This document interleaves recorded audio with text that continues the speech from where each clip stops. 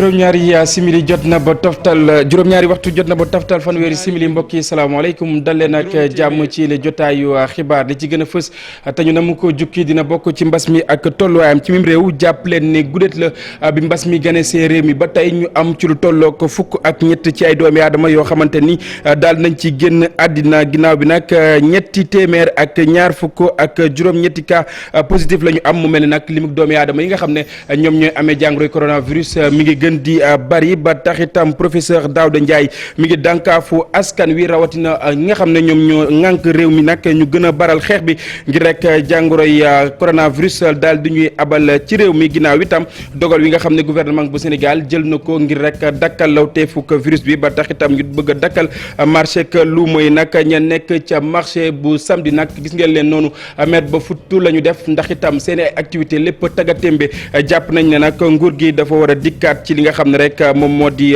boobule dogal première journée bu championnat bu basket nag ginnaaw bi ñu toogee lu yàgg nag joué wuñu ki nga xam ne moom moo di directeur technique national bi nag jàpp ne xarañteefuk ndaw ñi ñu ngi fi ba tey naka noonu itam xam ngeen ne mbir mu ni mel buñ ko amalee dinañ dëppoo lépp loo xamante ni que docteur moom la ñu santaane ci jamono yi mbas mi mbokk yi li lépp tënk la bu ngeen taaxirloo tuuti ma dikk ñu faram fàcce.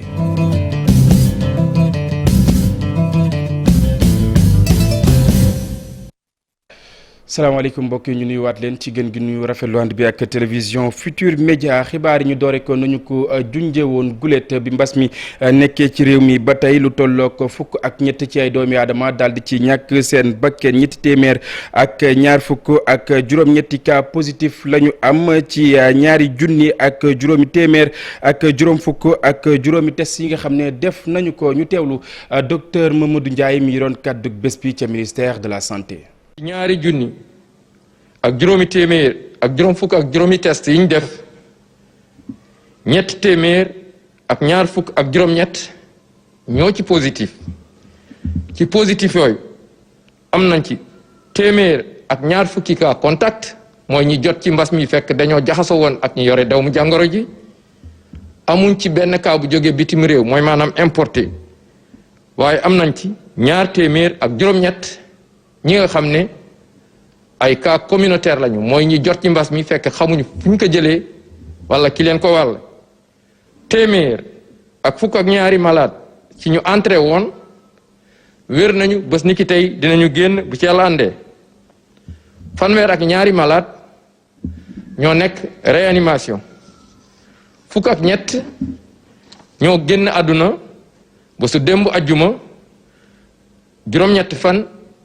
ci weeru janvier bi ñu nekk ñeneen ñi des hôpital ñu ngi am tan ci bésu tey dalee ko ci cas bu njëkk ba Sénégal wëññi na ñaar fukki junni ak benn ci cas positif ci ñooñu fukki junni ak juróom-ñett ak téeméer ak ñaar fukki ak juróom-ñett wér nañ si ñeent téeméer ak juróom fukk ak juróom-ñeent ñàkk seen bakkan mu des ñaari junni ak ñeent téeméer ak fukk ak ñaar ci lalu hôpital yi wala ci loxo docteur yi. ñi amee jàngoro yi mbas mi ni ki démb nag ëpp ñetti téeméer yi doomi aadama yi nga xam ne ñoom ñoo koy am nag di gën di bari ba tax professeur Daouda Ndiaye di sàkku ci askan wi ku nekk daal di koy def sa yëfi bopp rawatina nag nguur bu Sénégal li muy sàkku ci ñoom nag ñu gën a baral xeexuk jàngoro yi mbas mi ñu teewlu ay kàddoom ci micro Pape Fara Ñing ak Amadou Ba. yaa ngi wax ne jàngoro ji dafay law mu ngi law ci àdduna sonal na àdduna. Afrique nag mënu cee mucc Sénégal mënu cee mucc te li ñu gis ci bitim réew bu ñu gisee li ci Sénégal donc mënuñoo bett même si metti na te tiitaangi gi moom bu fekkee ne tiitaangi dafa war a mën a tax ku ci nekk xoolaat sa bopp ñun ñëpp ñu bokk muy nguur gi muy ñun ñu bokk xeex bi ba affaire bi jeex bu fekkee loolu tiitaangi boobu am na njëriñ il faut que ñun ñëpp ñu tiit donc pour xam ne feebar bi ñun mën nañ ci dara. ñun mënut ci dara parce que ñëpp xam nañu virus bi day romb di jóge ci ñu dem ci keneen donc pour que mu mën a jeex mooy ku ci nekk na nga ko def mu tax si xeexu bopp defe naa bu ñu ko defee lu bëri dina sotti bu deekee ci wàllu faatu gi la ku ci nekk xam ne également pour faatu gi ku ci nekk mën nga fexe nga nekk sa docteur bopp pour le moment mooy lan bu fekkee am na lu la metti loo yëg sa yaram wala sa waajur wala sa waa kër am luy da ngay teel a dem kër docteur loolu dina mën a tax ñu teel la waa docteur gën la mën a saafaral ba tax faatu bi yow ñu yoon yaakaar mën na am xool nag parce que stratégie boo koy teg ay dogal dañuy xool ne ñoom dañuy xool ne yaakaar ne am na solo dina am jeexital maintenant comme moo tax gis naa ne liñ ne loolu lañ tënkee nit ñi ay fan la loolu ñoom buñ ci oggee ñoom dañuy xool est-ce que baax na wala baaxul wala jar nañu améliorer ko parce que stratégie yëpp noonu la. ci yooyu la jamono itam ab bàyyeeku la ñu nemmeeku ci li nga xam ne rek moom moo di daara yi lañ fa daan teg ki rek ndongo yi bu ñu ñëwee daal di raxas seen i ay yoxo ngir rek càmmonteeg li waa kër docteur daal di santaane nag yu bëri daal nañ ko fay jëlee ba tax itam COSYDEP di sàkku rek ñu gën a dikkaat ci mbir mu ni mel ngir rek aar tuntàkk yi waaye itam ñi nga xam ne nag ay jàngalekat la ñu ginnaaw seen ab tournée woo xamante ni ñu ngi ko doon amal ci bët gànnaar bu réew mi ca diwaan bu Matam Ali Bandel Niang fan rek gannaaw état d'urgence bi ànd ak couvre-feu ci région wu Dakar ak Thiès situation bi am ci bërëbu jàngukaay kii kat doy na waar ci école yu bare relâchement dispositif yi maanaam nañ doon xeexee mbas mi mel nañu sax dañ ko teg ci suuf mu di nag lu ñu war a taxaw ngir moytu musiba bi war a jóge ci ndaw yi ba dem wàll mag ñi loolee di xalaatu kii jiite kuréel gi di COSYDEP bi nga xam ni mu ngi amal tukkib nemeku fii ci diwaanu Matam. foofu nga xam ne bërëb boobu nga xam ni boo jëlee Sénégal def ko ñett pàcc benn pàcc bi yëpp moo ngi ci l'école bi bërëb boobu war nañ ko gën a aar pour ñun loolu mooy ànd ak tiitaange bi nga xam ni wax nañ ko ak mesures yi nga xam ne jël nañ ko. waaw parce que aar ko moom mooy fexe ba l'école bu ne am matériel bi koy gunge li nga waa kër docteur wax masque gel te gis nañ ni école yi manqué nañ ko loolu ñun wax nañ ni école boo xam ni 300 élèves la sans masque kese moo fa am loolu xam nga àndul ak tiitaange bi nga xam ni teg lalu na fii ci biir réew mi aar ko moom mooy école bu ne war nañoo mën a fexe très rapidement ñoo ngi wax fast track def fast track ba nga xam ni da nga am ndox am gànnuwaay am gardien am femme de ménage loolu c'est un minimum bu fekkee wax nañ ñu ni couvre-feu am na mooy jàpp nañ ni kon président yëg na lu ñu yëgul et donc situation bi doy na waar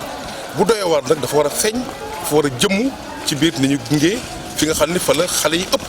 fi nga xam ni fa la askan bi ëpp parce que comme ni ma la waxee boo jëlee Sénégal dafa ñeent pàcc benn pàcc bi yëpp ñoo ngi ci l'école yi kon nag bu fekkee couvre-feu am na mooy situation bi grave te bu situation bi grawee lépp lu ñu doon aaree bu ñu doon aar école bi benn yoon war nañ koo aar ñaari yoon aar ko nag tegu na ci fexe ba école bu ne am matériel sanitaire bu mu soxla muy gel masque loolu Sénégal bu ko décidé mën na ko na nekk simplement une priorité nañu aar xale yi aar école bi aar jàngalekat yi bu ñu ko defee dana tax mbas bi du jaaree foofu. ab constat la bu dëgg lool ndaxte tey jii ci misaal ci région bu Matam lu dul yenn ci collège wala lycée daanaka masque moom amatul ci bërëb bu jàngukaay yu gën a suufe yi maanaam école élémentaire yi jàngalekat yeeg seen élèves ñu ngi wéy di laxasoo ci seen biir ñu relâché wu ci waxtu bi nga xamante ni mbas maa ngi wéy di gën a law ci diwaanu Matam. ca diwaan bu Matam Ali Bandel Niang lu wuteek la nga xam ne nag moom nga doon addu ca woowule élément nag administration wu espace numérique ouvert bi foofee nag bépp matuwaay woo xamante ni nag war nañ koo jël ngir fak ñàkk seen bopp ñàkk ña nga xam ne ñoom ñoo fay dugg itam daal nañ koy jël ba mu mat sëkk naka noonu itam ñuy rek sàkku ci askan wi ñu gën a baral xeex bi diwaanu Kaolack Birama Diamé ak Faly Gaye Pastef virtuel bu Kaolack sóoraale na bu baax nag lii di mbas mi nga xamante ni mu ngi jàppa jonge fii ci diwaan bi booy dugg ci kër gi dispositif de lavage des mains baa ngi fii naka noonu dañu exiger képp ku nga xamante ni da ngay dugg si biir nga sol masque. koy respecté mais am na ña ñuy dëgër bopp moo tax du l'intérêt ñun ñu war si mën a veiller bu baax la sécurité ak bennoo bi ak ñun ñii nga xamante ne ay personnel lañ ñoo ngi si veiller bu baax da ngay génn gis koo xam ne yoru masque nga ne ko solal sa masque mu sol ko dañuy yor masque yi mais duñ sol ko mooy doon problème seen biir mais nag bu ñu demee ba nga xam ne dañu war a dugg salle war a def ay examen def évaluation boobu noonu ça devient automatique. boo seetloo nag étudiants yi ci seen wàll muy ci biir salle de TDI wala bokk ci biir espace de révision yi en tout cas biñ fi teewee gis nañ ne respecté nañ bu baax a baax lii di colu masque bi. étudiants yi respecté nañu ko en quelque sorte parce que avec administration bi si ndimbalu administration aussi ak membre bureau bi. donc mettre nañ en place ay jumtukaay yoo xamante ni moom moo leen permettre ñu respecter des mesures barrières. ci buntu établissement bi itam vigile yi dañ leen impliqué bu baax a baax ci contrôle lii di mesures barrières yi. kenn du dugg fii di solo masque di jaaroo fee lave mais raxas say loxo ba mu set nga soog a dugg si biir puis mesure barrières yi aussi ñu ngi koy respecté si biir. Université virtuelle bu Kaolack nag am na jamono jële lu toll ci 2146 étudiants boo ci boolewul 2500 yi ñuy xaarandi atum ren jile ñuy woo ñëpp nag ñu daal di samonteek lii di mesure barrières yi ndax fi mu toll ni de ci diwaanu Kaolack yëf yi doy na waar lool depuis début ba am nañ juróomi téeméer ak juróom fukki cas positif ñeent fukk ak juróom benn yi ñàkk nañ ci seen bakkan. Ibrahima ngir xeex waame mi fii ci réew bu Sénégal rawatina région bu Dakar ak Thiès bokk na ci dogal yi ñu jël daal di tëj ràpp wala bokk aaye njaayum marché luuma yi nag ba tax itam jaaykatu fëgg jaaya ñu ngay artu ci réew bu Sénégal li ñu bëgg moom moo di nguur gi dikkaat ci dogal yooyu nga xam ne jël nañu ko ndax itam ci marché yooyu nag la ñuy amal ab parax ndoolu ngir rek daal di feesal seen ak gafaga suñu ay ndaw ñu nga woon ca marché bu samedi ñu seetaan reportage. ñii le ab njàqare daal di leen di dikkal seen ak yaakaar tas ñu daal di toog ci li nga xam ne moom moo di seen i marchandise jaaykatu fëgg jaay yile ginnaaw dogal wi nga xam ne wàcc na ngir rek ñu aaye marché lu may ñu lal ñu nekk fii ci 2 voies yu front de terre. imagineel nga xëy si sa biir kër yoroo lu dul benn 100 francs nga ñëw ñu ne la doo fi liggéey. waaw ñun day wax dëgg yàlla seen bi ñun marché yi yàgg nañ ci lool di liggéey dañoo gis arrêté bu am rek. marché yi luuma yi lañu ciblé ñun dañu bokk ci doomu réew mi wala loolu lañ bëgg a xam ba tax ñun saa bu arrêté ñëwee rek ñun la ñuy njëkk a tëj tey gis nañ ni école yi yëpp ñu ngi dox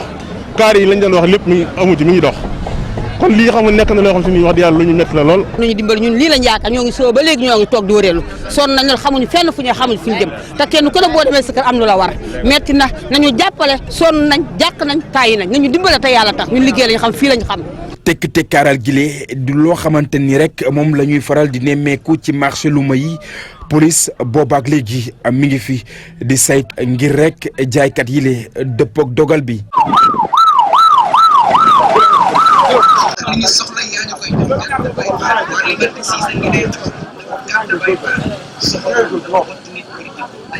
naam secteur bu informel la waaye li muy dugal ci ay koppar ci réew mi daanaka bari na. gis nga marché yi ay 15 millions da ko dugal ci réew mi ay 15 millions da ko dugal lu ko ëpp sax li ñu dugal yaakaar naa benn société bu nga dugal fii ci réew mi amut. parce que état bi bari na ñu fa nekk amaana salaire yi fayu sax fii lay jógee marché bi dama lay wax tey nii li tax du ma ci mere état xamul li mu yanu c'est parce que marché bi mu xamul li mu yanu ñoom duñ ko arrêté marché yi benn day dooleel port du ma ni moo yor port su ma ko sañoon wax dama naan marché yi moo yor port marché yi day dooleel port marché yi Colobane ñoom marché yi leen yokk fit ba tax ñi tabax seen i kër di ko def ay magasin marché bi li mu yanu dafa bari ay borom yi njaboot dong ñoo fi daje tey jii sa waay marché yi ëpp nañ 5000 personnes du ay caaxaan te gis nga ñiy taal dëkk bi ñu ne ci marché bi leen ñoo leen ko dàq de mais ñun loolu xamuñu ko ñun liggéey lañu xam ak jaamu yàlla. jaaykatu fëgg jaay yi le xam xel ne jàngoroy coronavirus bi ngi fii ci réew bu Sénégal naka noonu itam ñu xam rek ne daañu amal seen ak njaay te dëppook lépp loo xamante ni kër docteur daal dina koy santaane ci loolu itam ñu sàkku rek ci nguur bu Sénégal mu dikkaat ci dogal wi mu jël ngir bàyyi leen ñu daal di wóyal seen i activité comme café bi dañoo dëkk ak moom nu président waxee dañoo dëkk ak moom kon nañ ànd ak moom ñun tamit di dox di respecté mesures barrières yi waaye bu ñu bëgg a tëj nii liggéeyuñ dara loolu métti na ci ñun wax dëgg yàlla.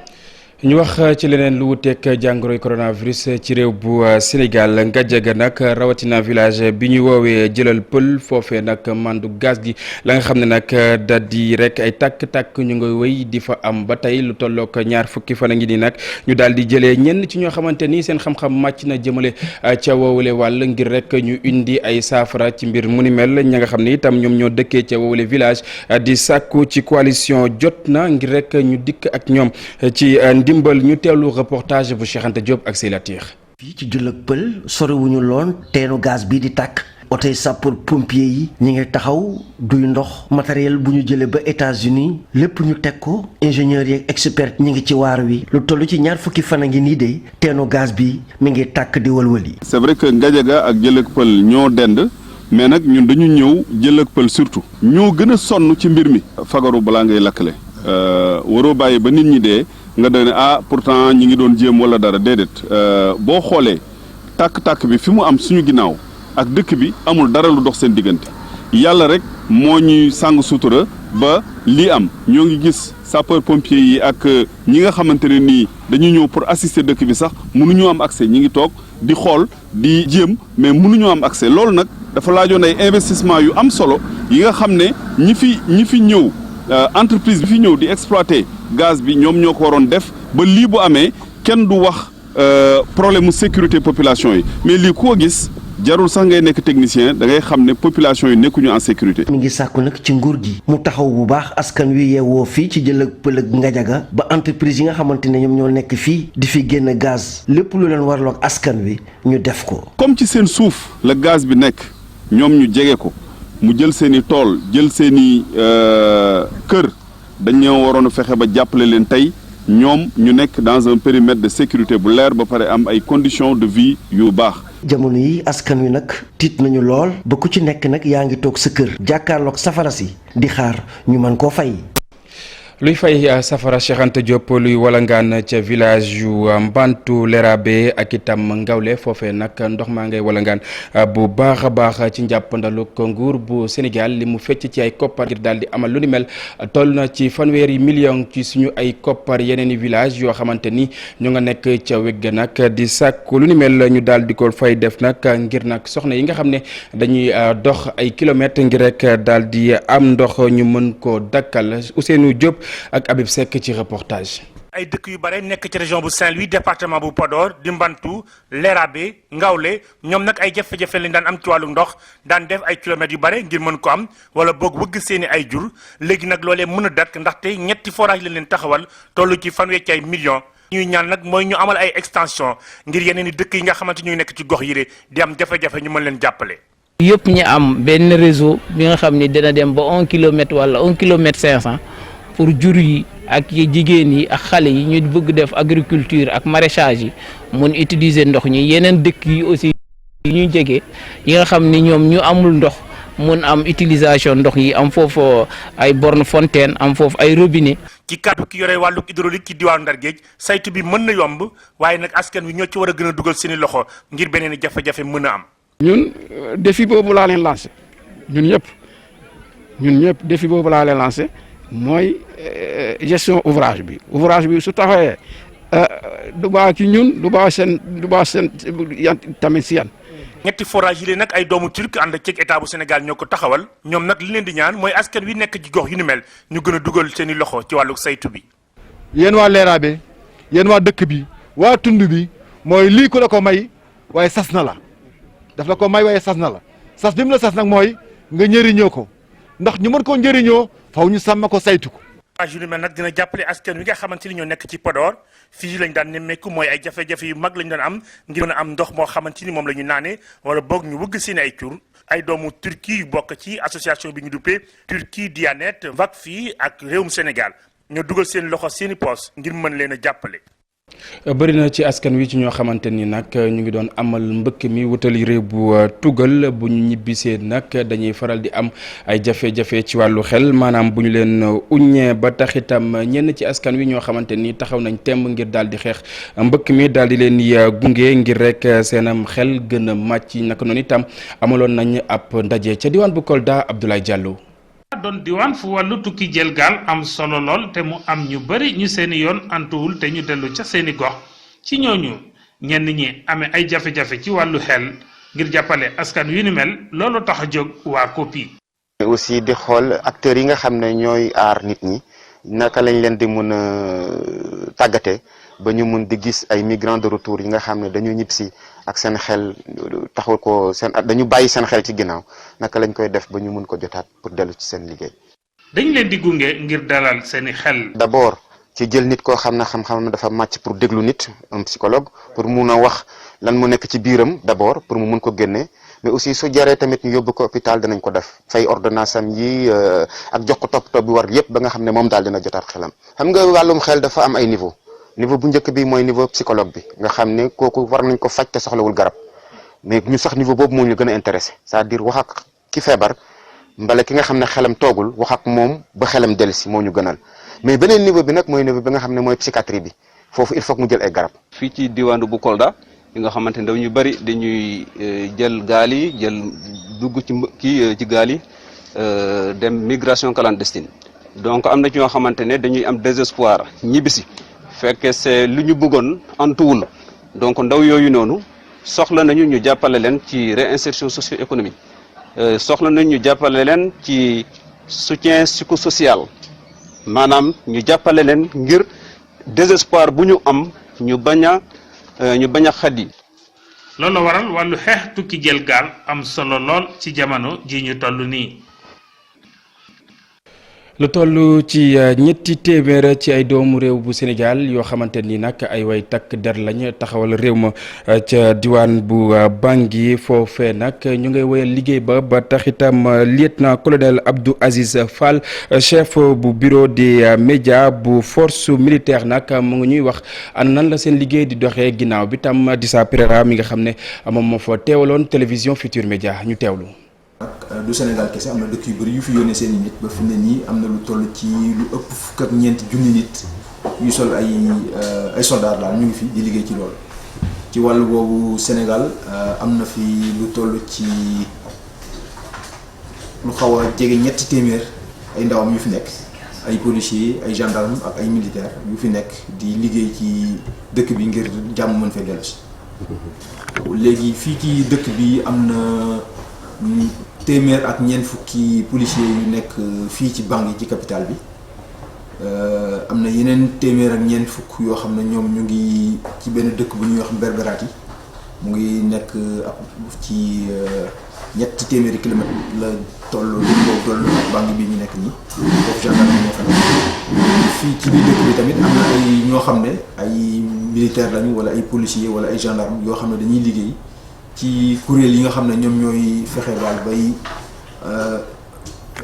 organiser liggéey bi mooy ñuy woy état-major yi donc ci loolu wàll boobu noonu am na fii nii 24 policiers ak gendarmes yu fi nekk ak juróom-ñaari militaires yu nekk liggéey ci état-major yooyu. ñu àddu ci leneen mbokk yi mu soxal wàllu tàggat yaram ñu wax lu soxal wàllu basket première journée nationale